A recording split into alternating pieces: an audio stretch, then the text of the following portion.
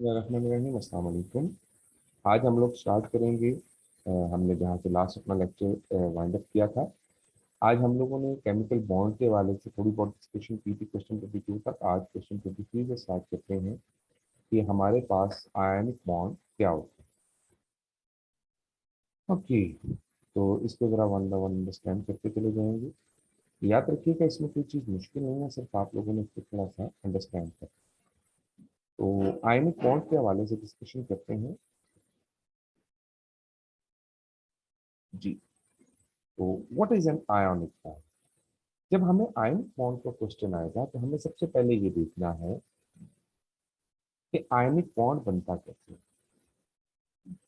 एक एटम में जिसमें आउटर मोस्ट शेल के अंदर 4 इलेक्ट्रॉन से कम इलेक्ट्रॉन होते हैं। जैसे कि मैं मिसाल लेता हूँ सोडियम की। सोडियम का एटॉमिक नंबर है 11। अगर आप इसके आउटर मोस्ट शेल को देखें, ये 1s2, 2s2, 2p6, 3s1। ये इसका पहला शेल है, ये इसका दूसरा शेल है, और ये इसका तीसरा शेल। तो इसके के में 2 इलेक्ट्रॉन्स हैं। ये दूसरा एल शेल है, इसमें 8 इलेक्ट्रॉन है, और एम में 1 इलेक्ट्रॉन है। इसी तरह हम बात कर लेते हैं मैग्नीशियम की। मैग्नीशियम 12 है, 1s2, 2s2, 2p6, 3s2। अगर आप तवज्जो देंगे तो इसमें भी उसका है, के में 2, एल में 8 इलेक्ट्रॉन और एम में 2 इलेक्ट्रॉन। अगर मैं बात करूं एल्यूमिनियम, तो एल्यूमिनियम का नंबर है 13, 1s2, 2s2, 2p6, 3s2, 3p1। के में 2 इलेक्ट्रॉन आ गए, एल शेल में 8 इलेक्ट्रॉन आ गए, और ये एम शेल है, इसमें 3 इलेक्ट्रॉन। तो जिसमें 1, 2 या 3 इलेक्ट्रॉन आउटर मोस्ट शेल में है, उसके अंदर से इलेक्ट्रॉन निकल जाते हैं। तो हमें यहाँ सोचना है कि जो सोडियम है वो अपना 1 इलेक्ट्रॉन लूज करेगा। ये सोडियम है विद एटॉमिक नंबर 11।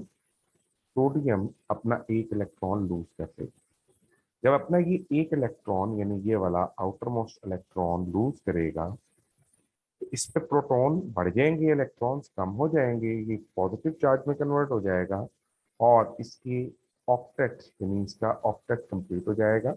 इसके एल में 8 इलेक्ट्रॉन आ जाए। इसी तरह जो मैग्नीशियम है, अगर आप उसको देखेंगे तो मैग्नीशियम अपने 2 इलेक्ट्रॉन लूज करेगा, और ये भी अपना ऑक्टेट कंप्लीट करेगा 2 इलेक्ट्रॉन लूज करने से। अगर मैं बात करूं एल्यूमिनियम 13 है, तो ये अपने 3 इलेक्ट्रॉन लूज करेगा, इसको हम 3+ लिखेंगे, और 3 इलेक्ट्रॉन जिसमें से रिमूव हो गए, और आप देखें कि L is equal to A, octet complete हो गया। अब ये जो है, इनको काउंटर एनाइंस चाहिए। कोई 1 इलेक्ट्रॉन गेन कर सकता है, कोई 2 इलेक्ट्रॉन गेन कर सकता है, 3 इलेक्ट्रॉन गेन होते हैं हायर लेवल पे, लेकिन वो बड़ी रेयर एग्जांपल्स है। तो हम लोग सिर्फ 2 इलेक्ट्रॉन तक की रहेंगे जो गेन करते हैं, मिसाल के तौर पर। अगर मैं बात करूं, सपोज हम बात कर लेते हैं हेलोजन ग्रुप।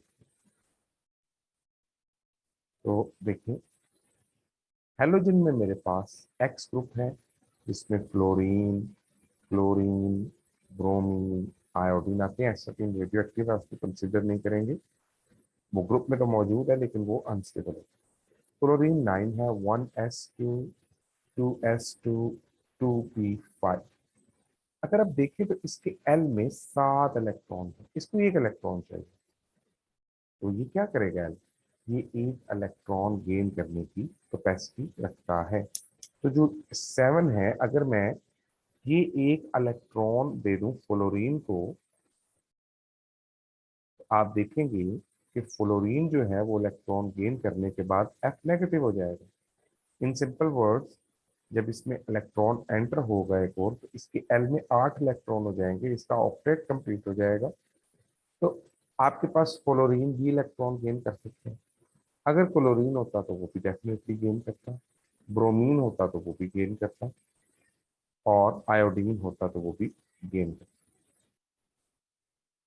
तो ये iodide ion, fluoride, chloride, bromide and iodide, याद रखें जब हम IDE लगाते हैं, जैसे कि फ्लोराइड, फ्लोरीन था तो हमने कर दिया फ्लोराइड, ये नेगेटिव चार्ज को शो करता है IDE जब आपके सफिक्स में ऐड होते हैं। तो अब आपके सामने कंडीशन मौजूद है कि ये आपके पास इलेक्ट्रॉन गेन कर सकते हैं। अगर मैं यहाँ पर आपको एक और एग्जांपल दूं, तो हम यहाँ ऑक्सीजन की मिसाल लिख लेते हैं, जिसको हम यहाँ कोट कर सकते हैं। मिसाल के तौर पे ऑक्सीजन का नंबर है 8, 1s2, 2s2, 2p4। तो देखें इसके एल शेल में 6 इलेक्ट्रॉन्स हैं और इसको मजीद 2 इलेक्ट्रॉन्स हैं अपने ऑक्टेट को कंप्लीट करने के लिए। तो अगर मैं यहाँ पर ये मैग्नीशियम 2 इलेक्ट्रॉन लूज कर रहा है, तो मैं मैग्नीशियम के साथ अगर ऑक्सीजन को लगाऊं तो मैग्नीशियम के ये 2 इलेक्ट्रॉन ऑक्सीजन गेन कर लेगा और O2 नेगेटिव बन जाएगा। तो आपने याद रखना है कि एक इलेक्ट्रॉन गेन करने वाला भी दो, तो एक तरफ से इलेक्ट्रॉन लूज हो रहे हैं, दूसरी तरफ इलेक्ट्रॉन गेन हो रहे हैं, ऐसे बॉन्ड को आयनिक बॉन्ड कहा जाता है। तो यहाँ आ जाते हैं, जरा यहाँ एग्जाम्पल में देखिए, ये देखिए सोडियम से इलेक्ट्रॉन निकल रहा है और क्लोरीन में एंटर हो रहा है। इसी तरह आपके पास मैग्नीशियम से इलेक्ट्रॉन निकल रहे हैं, ऑक्सीजन में एंटर हो रहे हैं। तो ये जो ग्रुप्स आपके सामने डिफाइन किए गए हैं, अगर आप इसको थोड़ा सा तवज्जो से देखें, लिथियम, सोडियम, पोटाशियम, ये सारे +1 होंगे। बेरिलियम, मैग्नीशियम, कैल्शियम, ये सारे +2 होते हैं। एक अल्कली मेटल है, एक अल्कलाइन मेटल्स है। इस तरह एल्यूमिनियम को देखें, ये +3 है। ऑक्सीजन और सल्फर -2 है। क्लोरीन और क्लोरीन -1। जीरो ग्रुप है, ये लूज और गेन नहीं करते हैं क्योंकि ये स्टेबल होते हैं। तो अब यहाँ से अगर मुझे कोई आयनिक बॉन्ड बनाना है, मिसाल के तौर पे फॉर एग्जाम्पल मुझे कहा जाए कि सोडियम एंड ब्रोमीन यूज करते हुए आप बनाएं एक बॉन्ड। तो देखें इसको बड़े सिंपल वर्ड्स में बनाया जा सकता है। हम लिख लेते हैं सोडियम और हम लिख लेते हैं ब्रोमीन। अब आपको ये पता होना चाहिए, ये याद रखना आपने कि ब्रोमीन जो है वो एक एक ब्रोमीन का एटम एक इलेक्ट्रॉन गेन करता है। अब आप देखेंगे तवज्जो से कि यहाँ पर इसका सोडियम का इलेक्ट्रॉन तो इस ब्रोमीन में एंटर हो जाएगा, ये तो अलग हो गया, लेकिन ये ब्रोमीन कैसे स्टेबल है?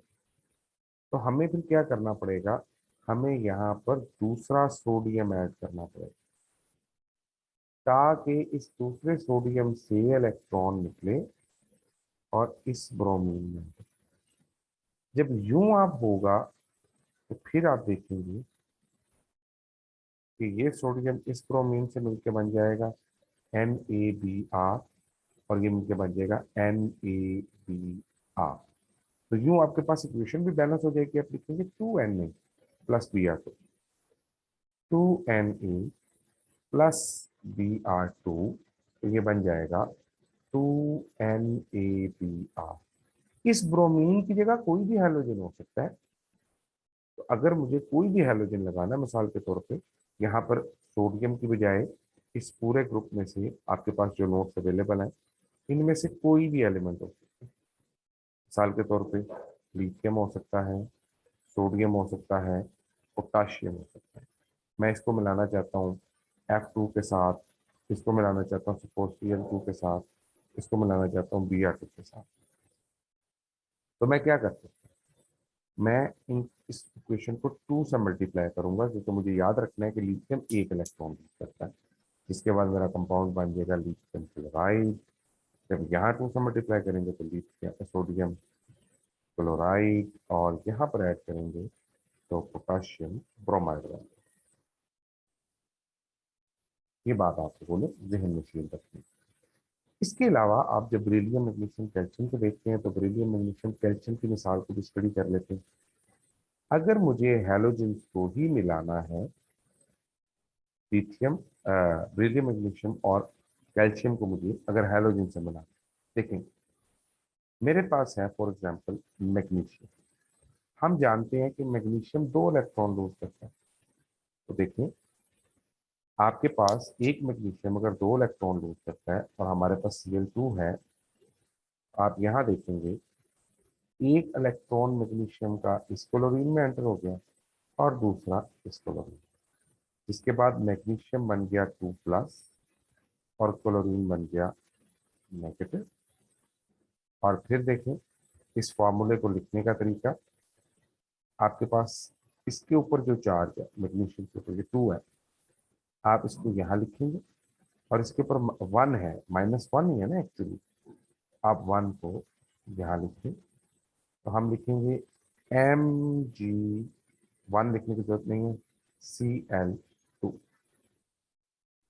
इसी तरह एक और मिसाल यहाँ डिस्कस कर लेते हैं, जस्ट बताने के लिए है, इसमें कोई ऐसा रॉकेट साइंस नहीं है। अगर मैं करता हूँ एल्यूमिनियम को, एल्यूमिनियम 3 इलेक्ट्रॉन लूज करता है, जबकि ऑक्सीजन 2 इलेक्ट्रॉन गेन करता है। तो मेरे पास O2 की फॉर्म में मौजूद है। तो जरा तवज्जो देंगे, एक एल्यूमिनियम से 3 इलेक्ट्रॉन निकलने हैं, 2 इलेक्ट्रॉन इस ऑक्सीजन में एंटर हो गए और एक इलेक्ट्रॉन इस ऑक्सीजन में एंटर, लेकिन इसको तो 2 चाहिए, फिर मुझे एक दूसरा एल्यूमिनियम लेना पड़ेगा। इसके फिर 3 है, एक इलेक्ट्रॉन इधर एंटर हो गया, लेकिन अभी तक फिर ये बैलेंस नहीं हो पाया क्योंकि ये 2 इलेक्ट्रॉन कहाँ जाएंगे। तो फिर मुझे यहाँ दूसरा ऑक्सीजन लगाना पड़ेगा ताकि इसको बैलेंस किया जाए। 2 इलेक्ट्रॉन तो इधर एंटर हो गए, तो ये ऑक्सीजन कहाँ जाएगा। तो इस तरह आपको फिर तीसरा एल्यूमिनियम यहाँ ऐड करना पड़ेगा। ये 2 इलेक्ट्रॉन इसमें चले गए, तो ये इलेक्ट्रॉन किधर जाएगा। इस तरह आपको फिर चौथा एल्यूमिनियम,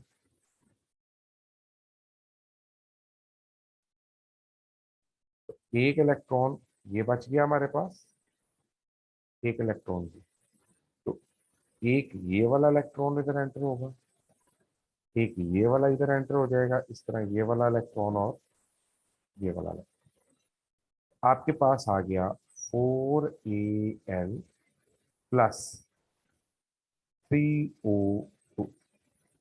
अब आपके पास इक्वेशन बैलेंस है, अब आप इसको यूं लिख सकते हैं। ठीक है, इतनी कॉम्प्लेक्स एग्जांपल्स वैसे मैं एग्जाम में नहीं पूछूंगा, लेकिन आपने जो चीज़ें याद रखनी है वो ये कि इस तरह की चीज़ें आपसे पूछी जा सकती हैं या आपको ये पता होना चाहिए। यहाँ सिंपल एल्यूमिनियम की एग्जांपल लिख लेते हैं। एल्यूमिनियम 3 इलेक्ट्रॉन लूज कर रहा है और इसी तरह से जो आपके पास हेलोजन है, मिसाल के तौर पे क्लोरीन है, वो 2 इलेक्ट्रॉन गेन कर रही है। तो मैं एक इलेक्ट्रॉन इधर एंटर कर दूंगा, एक इलेक्ट्रॉन यहाँ भेज दूंगा। अब मेरे पास एक इलेक्ट्रॉन फिर बच गया, तो फिर मैं यहाँ दूसरी क्लोरीन लगाता हूँ। अब देखते हैं, फिर मुझे यहाँ पे एक एल्यूमिनियम बढ़ाना पड़ेगा, ये आप अपनी मर्जी से बढ़ा सकते हैं बैलेंसिंग करने के लिए, 1 2 और 3। एक इलेक्ट्रॉन इधर आ गया और एक इलेक्ट्रॉन इधर आ गया, एक इलेक्ट्रॉन इधर चला गया, फिर एक इलेक्ट्रॉन बच गया। तो अब मुझे क्या करना है, मुझे फिर एक एल्यूमिनियम ऐड करनी पड़ेगी। तो लगाते हैं जी एक और एल्यूमिनियम, इसके भी 3 इलेक्ट्रॉन हैं और एक और क्लोरीन कर लेते हैं।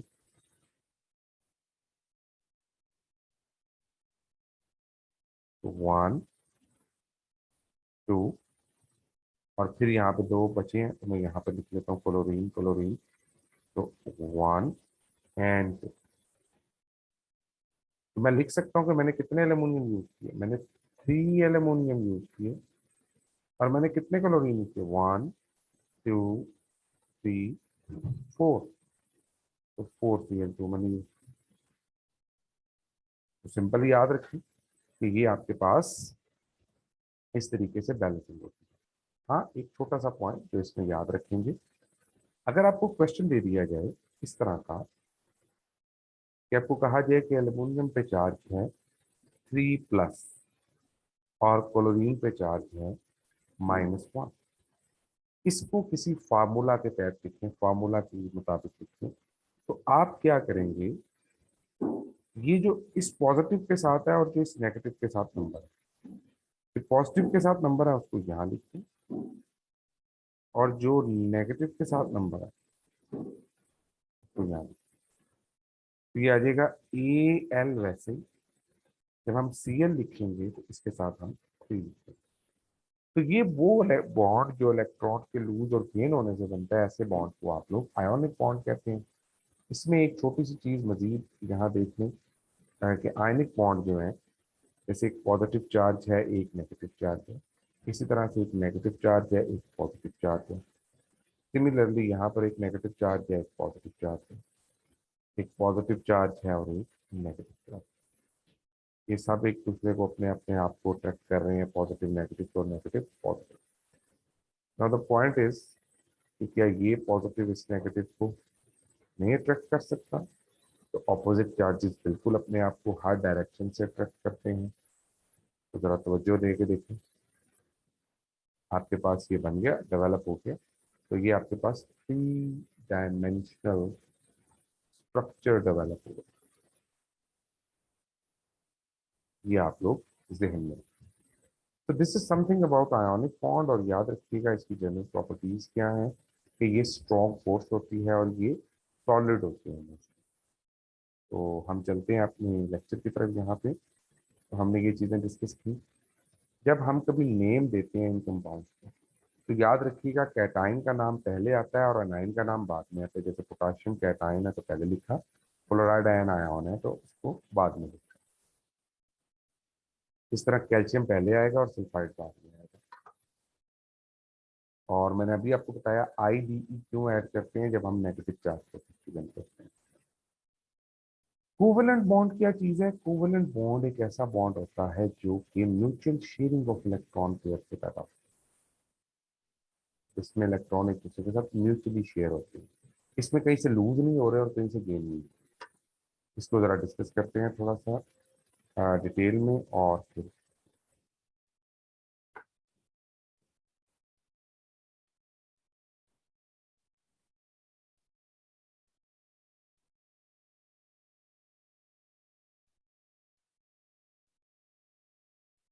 जस्ट 1 मिनट मैं जरा इसको क्लिक कर लूँ।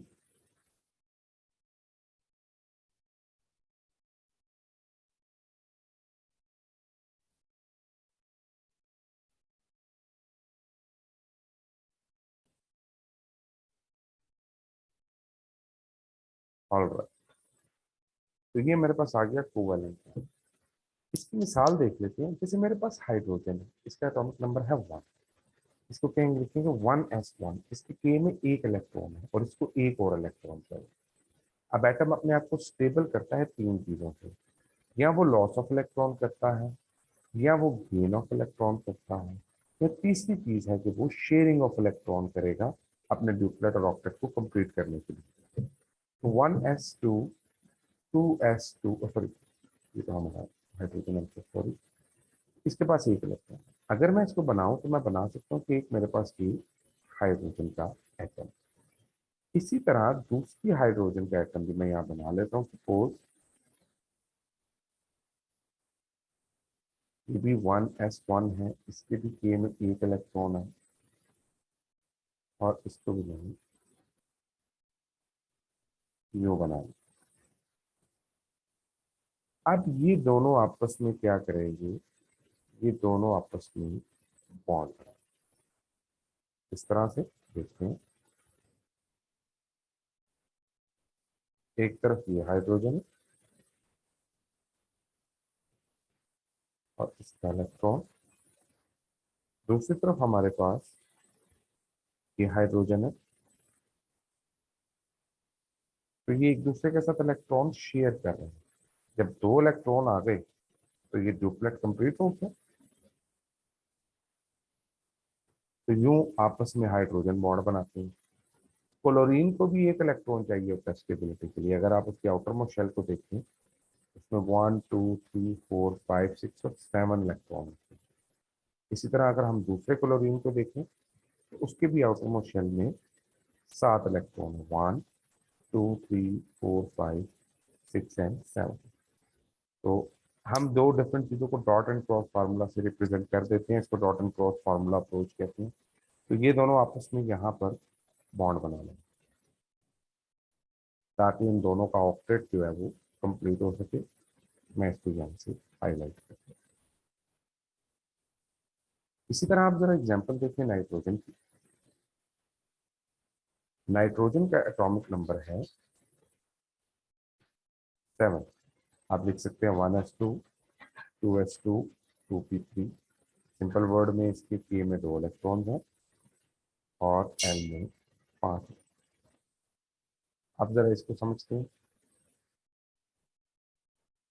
कि मेरे पास ये नाइट्रोजन है, इसके आउटर शेल में 5 है। 1, 2, 3, 4, 5।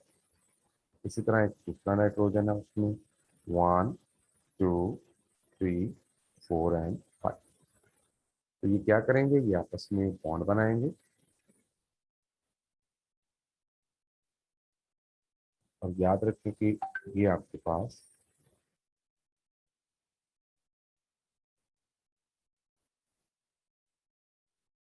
कौन सा बॉन्ड बन गया, ये आपके पास एक हाँ ट्रिपल बॉन्ड बन गया। इसको हम कहते हैं ट्रिपल कोवलेंट बॉन्ड। इसमें भी म्यूचुअल शेयरिंग हो रही है। इसको नाम देते हैं हम ट्रिपल कोवलेंट बॉन्ड। अगर हम इसकी बात करें तो ये सिंगल कोवलेंट बॉन्ड।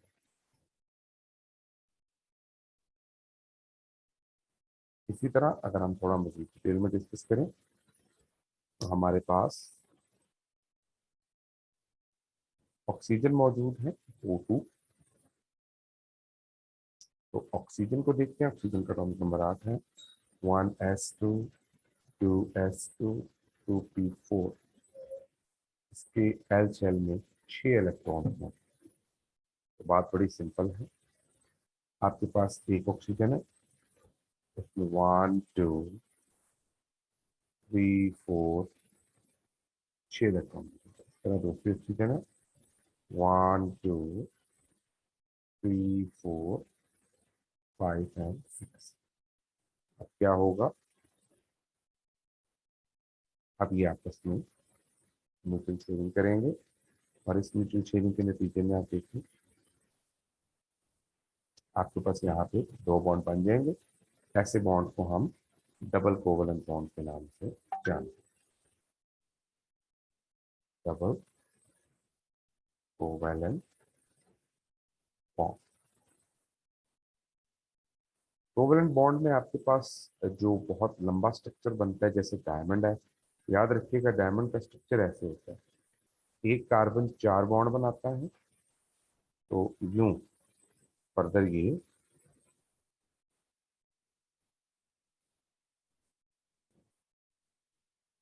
तो हम ये बना लेते हैं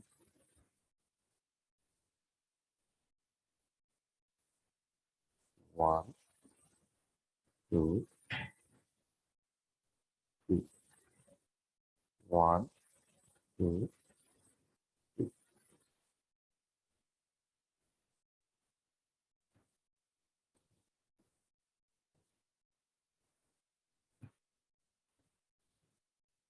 तो आप देखें कि हर बॉन्ड इसी तरह से प्रोपागेट करता चला जाएगा।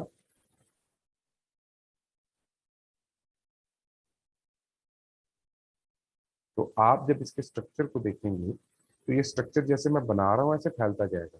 यू डोंट नीड कि आप इसका कुछ स्ट्रक्चर ऐसे आगे की तरफ ड्रॉ करें या इसको बनाएं, लेकिन आपने सिंपल याद रखना है कि आपके पास ये स्ट्रक्चर इस तरह से फैलते चले जाते हैं। आपके पास यूं एक अरेंजमेंट आती जाती है और यूं आपके पास लंबे लंबे स्ट्रक्चर बनते जाते हैं। और स्ट्रक्चर ऑफ डायमंड है तो ये बड़े जाइंट स्ट्रक्चर होते हैं। ये बड़ा हार्ड है, इसमें से करंट पास नहीं करती क्योंकि इसमें कोई भी फ्री इलेक्ट्रॉन अभी नहीं है। हम अभी डिस्कस करेंगे मेटालिक बॉन्ड में कि फ्री इलेक्ट्रॉन जो है वो किस तरह से इलेक्ट्रॉन पासिंग का बायस करते हैं। डायमंड होता है अ, ये स्पार्कल्स करता है, यानी स्पार्क्स पैदा होते हैं जब इसको कट करते हैं। ग्रेफाइट स्किन इसका जरा सॉफ्ट होता है, उसका लुब्रिकेंट एक्सटेरा होता है थोड़ा सा। और सिलिका भी हार्ड है, इसको हम स्क्रैच करने के लिए इस्तेमाल कर सकते हैं चीज़ों को। और ये इसका high melting and boiling point होता है। ये अपने अंदर से लाइट को पास होने देते हैं। इसके यूजेस यहाँ लिखे हुए हैं, आप लोगों ने बस इसको एक बार रीड कर लेना है। जस्ट रीडिंग मटीरियल है। ये देखें, डायमंड का स्ट्रक्चर ग्रेफाइट का और सिलिकॉन डाइऑक्साइड का। तो ये भी आपने सिर्फ देखने की हद तक याद रखना है। डायमंड का हाई मेल्टिंग पॉइंट है, इसमें से कंडक्टेंस नहीं होती। ये इन पर्पज के लिए इस्तेमाल होता है। ये फ्लैट शीट्स वगैरह के अंदर या फ्लैट शीट्स की तरह बना होता है। और स्ट्रॉन्ग नेटवर्किंग फोर्सेज इसके दरमियान मौजूद होती है, इसको लुब्रिकेंट के तौर पर इस्तेमाल करते हैं। इसमें से करंट गुजरता है क्योंकि इसमें फ्री इलेक्ट्रॉन होते हैं। इसी तरह जो सिलिकॉन है, ये 4 ऑक्सीजन का मिला हुआ आप देख सकते हैं। और इसका मेल्टिंग बॉइलिंग पॉइंट वगैरह जो है वो ज्यादा है। ये तकरीबन उतना हार्ड होता है जितना डायमंड होता है। तो ये आप लोग याद रखेंगे सिंपल, लाइक कि इसमें कोई भी बड़ी चीज आपने जानी, ये जो सिंगल डबल और ट्रिपल कोवलेंट है ये याद रखें। और इसकी बॉन्डिंग याद रखें। तो यहाँ से हम लोग अपने टॉपिक की तरफ चलते हैं आगे। और वो है हमारे पास मेटालिक बॉन्ड। मेटालिक बॉन्ड बड़ा इंटरेस्टिंग है। अगर मैं बिल्कुल जनरल सी बात करूं तो हम जानते हैं कि सोडियम के पास एक इलेक्ट्रॉन एक्स्ट्रा होता है, यानी सोडियम अपना इलेक्ट्रॉन लूज कर सकता है। उसकी ये प्रॉपर्टी है। अच्छा, अगर एक और सोडियम एटम है तो वो भी ऐसे ही करेगा कि अपना इलेक्ट्रॉन लूज करेगा। इस तरह अगर मेरे पास बहुत ज्यादा सोडियम के एटम्स हैं तो वो सारे अपने इलेक्ट्रॉन्स क्या कर देंगे, लूज करना शुरू कर देंगे। अगर आप देखें तो ये सारे अपना इलेक्ट्रॉन लूज कर। अब ये इलेक्ट्रॉन जो है ये फ्री मूव कर सकते हैं with in this entire structure. आप बिल्कुल यूं समझ लें कि जैसे मेरे पास एक स्विमिंग पूल है। मैं इस पूल के अंदर 4 ईंटें फेंक देता हूँ सपोज। ये ईंटें अपनी जगह पर फिक्स रहेंगी, जबकि पानी जो है यानी वाटर मॉलिक्यूल जो है वो इसके इर्द गिर्द मूव करेंगे। बिल्कुल इसी तरह से आपके पास पॉजिटिव सेंटर्स मौजूद रहते हैं, आप देख सकते हैं। जबकि नेगेटिव इलेक्ट्रॉन इसके अंदर मूवमेंट करते हैं, वो घूमते रहते हैं। तो आप इस थ्योरी को इलेक्ट्रॉन पूल थ्योरी कहते हैं। Electron each atom in the metal जो यहाँ पर मौजूद है allows all of its valence electron. These valence electrons form a pool or a gas. The positively charged metal ions are believed to held together by electron gas or pool. तो याद रखें कि ये जो मेटालिक बॉन्ड है ये इस तरह से पैदा हो रहा है। अब जरा थोड़ी सी प्रॉपर्टीज जो है मेटालिक बॉन्ड की, उसमें जरा एक दो चीजें हमने डिस्कस करनी है। और वो क्या है? देखते हैं। मेटालिक बॉन्ड जो है, इसकी सबसे पहली बात, इसके मेल्टिंग और बॉइलिंग पॉइंट्स काफी हाई होते हैं। मेल्टिंग और बॉइलिंग पॉइंट क्यों हाई होते हैं? क्योंकि इसके अंदर strong force of attraction, positive charges और नेगेटिव चार्जेस एक दूसरे को अट्रैक्ट किए हैं। कॉपर 1083 पे मेल्ट करता है, निकल 1055 पे मेल्ट करता है। और ये जो है ये जिस तरह आपके पास मर्क्यूरी 98 पे मेल्ट करता है क्योंकि वो लीक पड़ होता है 39 डिग्री पर। Metals are malleable and ductile. आपने देखा होगा कि अगर आप लोहे के ऊपर हैमरिंग करें तो आप उसको शीट में कन्वर्ट कर देते हैं, या आप उसको चाहे तो तारों की शक्ल दे सकते हैं। तो मेलेबल का मतलब होता है कि चीज को शीट्स में कन्वर्ट करना। डक्टाइल का मतलब होता है उसको तारों में कन्वर्ट करना। तो आपके पास तांबे की तारें होती हैं, सिल्वर की तारें होती हैं, आप उसको बिल्कुल कन्वर्ट कर सकते हैं। तो एक लेयर असल में दूसरी लेयर के ऊपर स्लिप कर सकती है। ये मेटल एक लैटिस है। तो जब आप फोर्स लगाते हैं तो एक लेयर देखें आप यहाँ से यहाँ चलेगी, यानी उसके ऊपर स्लिप कर देगी। तीसरी चीज, मेटल्स गुड कंडक्टर है इलेक्ट्रिसिटी के। देखो ये इलेक्ट्रॉन्स की, जब मैं यहाँ पर नेगेटिव चार्ज लगाऊंगा और यहाँ पर पॉजिटिव चार्ज लगाऊंगा तो नेगेटिव इलेक्ट्रॉन इलेक्ट्रॉन को रिपेल करेगा। ये इलेक्ट्रॉन एक डायरेक्शन में घूमना शुरू हो जाएंगे और इस तरह इनमें से करंट गुजरेगा। इसकी मिसाल आपके घरों में आपने देखा होगा कि आपके पास कोई बर्तन है जिससे मैं आपकी चीज गर्म कर रहा हूँ, और आपने इसमें कोई चमचा रखा होगा। अगर तो इसकी यहाँ से आपने इसको पकड़ना है, अगर तो ये हैंडल आप लकड़ी नहीं लगी हुई या यहाँ पर सिर्फ लोहा है, तो आप जैसे ही इसको पकड़ेंगे यहाँ से आपका हाथ जल जाएगा। क्यों जल जाएगा? क्योंकि मेटल्स के अंदर फ्री इलेक्ट्रॉन्स हैं। इलेक्ट्रॉन्स मूव कर रहे हैं, वो एक जगह से दूसरी जगह एनर्जी को ट्रांसफर कर सकते हैं। तो इसी तरह ये गुड कंडक्टर ऑफ हीट होते हैं कि इलेक्ट्रॉन जो है वो हीट को एक जगह से दूसरी जगह ले जाते हैं। कंडक्टर इलेक्ट्रिसिटी को एक जगह से दूसरी जगह ले जाते हैं। सिल्वर को बेस्ट कंडक्टर माना जाता है, कॉपर दूसरे नंबर पे है, लेकिन जो है सिल्वर कॉपर से ज्यादा, हम सिल्वर ज्यादा कॉपर यूज करते हैं क्योंकि वो चीपर होता है। गोल्ड इससे भी अच्छा कंडक्टर है, बेस्ट कंडक्टर्स में शुमार होता है। तो मेटल खुद कंडक्टर भी है और मेटल के अंदर से हीट ट्रांसफर होती है। नहीं जी, हमारा तीसरा बॉन्ड जो है ये कोऑर्डिनेट कोवलेंट बॉन्ड है, और इस कोऑर्डिनेट कोवलेंट बॉन्ड को समझने के लिए आपको सबसे पहले ये देखना होगा कि कोऑर्डिनेट कोवलेंट बॉन्ड एक्चुअली है क्या। सबसे पहले देखें कि अगर मैंने नाइट्रोजन के 5 इलेक्ट्रॉन बनाए, आप जानते हैं कि नाइट्रोजन के आउटर में क्या है, 5 इलेक्ट्रॉन।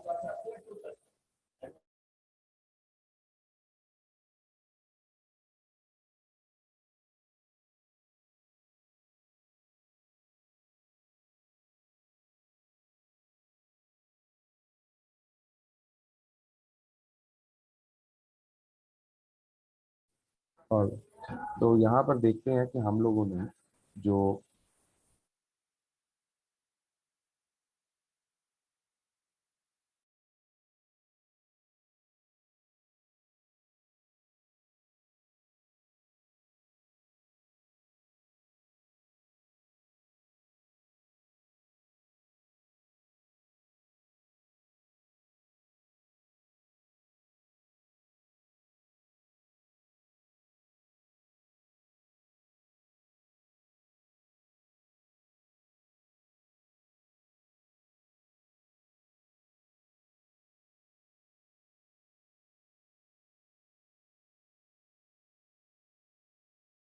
ओके, तो यहाँ देखते हैं कि हमारे पास कोऑर्डिनेट कोवलेंट बॉन्ड है। आप नाइट्रोजन को देखेंगे तो एक हाइड्रोजन, ये दूसरी हाइड्रोजन, और ये तीसरी हाइड्रोजन। नाइट्रोजन का ऑक्टेट जो है वो कंप्लीट है, 1 2 3 4 5 6 और ये 7 8 तक। लेकिन अगर मैं BF3 की बात करूं तो बोरोन का एटॉमिक नंबर है 5, 1s2 2s2 2p1। इसके आउटर मोशन में 3 इलेक्ट्रॉन है, 1 2 3। तो ये किससे मिलेगी, एक फ्लोरीन से, दूसरी फ्लोरीन से, और तीसरी फ्लोरीन से। अब आप देखेंगे कि हमारे पास 3 फ्लोरीन से मिल गई है, इसके पास ये जगह थी।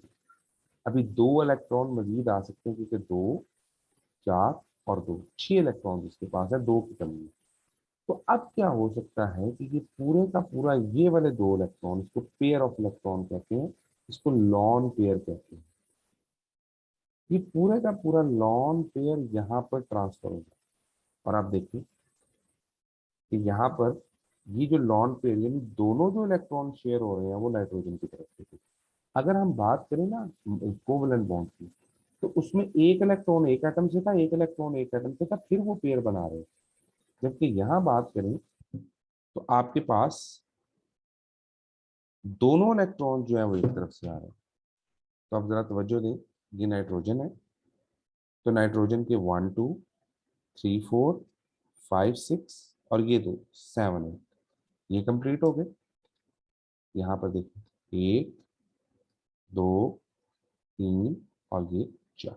और इसी तरह अगर मैं देखूं कि आपके पास ये बोरोन है तो इसके 1 2 3 4 5 6 और ये 7 है। तो बोरोन के इलेक्ट्रॉन्स भी कंप्लीट हो रहे हैं और नाइट्रोजन के इलेक्ट्रॉन्स भी कंप्लीट हो रहे हैं। तो ये वो एक्चुअली पेयर ऑफ इलेक्ट्रॉन है जो नाइट्रोजन ने शेयर किया है बोरोन के लिए।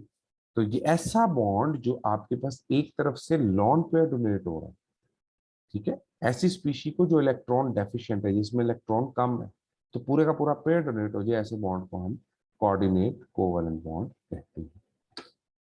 Thank you so very much for today. इंशाल्लाह अगले लेक्चर में हम मुलाकात करते हैं, मोल से स्टार्ट करेंगे। अल्लाह हाफिज।